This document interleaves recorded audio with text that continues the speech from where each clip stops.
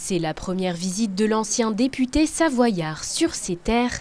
Patrick Mignola, fraîchement nommé ministre chargé des relations avec le Parlement, a accompagné Charlotte Parmentier-Lecocq, ministre en charge de l'autonomie et du handicap, en visite au centre médico-éducatif Les Mésanges. Quelque chose de symbolique évidemment, à le faire dans un établissement qui s'occupe de personnes handicapées.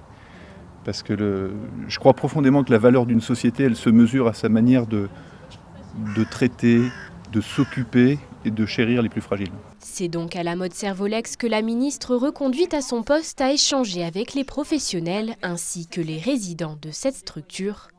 L'occasion d'évoquer les difficultés rencontrées. D'abord, ces questions de reconnaissance, aussi des questions parfois de reconnaissance financière, puisqu'il y a certains déséquilibres qui existent encore et sur lesquels on sait qu'il faut qu'on avance et qu'il faut qu'on travaille. Et des questions d'abord de faire connaître ces métiers, donc il y a vraiment des enjeux auprès des jeunes, auprès des étudiants, à valoriser, à montrer ces métiers. Et puis après, des choses très pratico-pratiques qu'on va retrouver dans de nombreux endroits, des questions de garde d'enfance. C'est pour ça qu'on doit faire le service public de l'enfance pour améliorer la réponse de garde d'enfants. Une visite qu'a semblé apprécier la direction du centre Les Mésanges, qui accueille 60 personnes de tout âge atteintes de polyhandicap. Ce que j'ai perçu en tout cas, c'est qu'elle connaît déjà un peu notre milieu quand même. Elle avait déjà visité des établissements comme cela et elle a bien entendu, elle a bien écouté, mais pas qu'elle, les messages qu'on a pu passer, à la fois sur ce qui va bien, mais à la fois aussi sur ce qui fait notre difficulté aujourd'hui.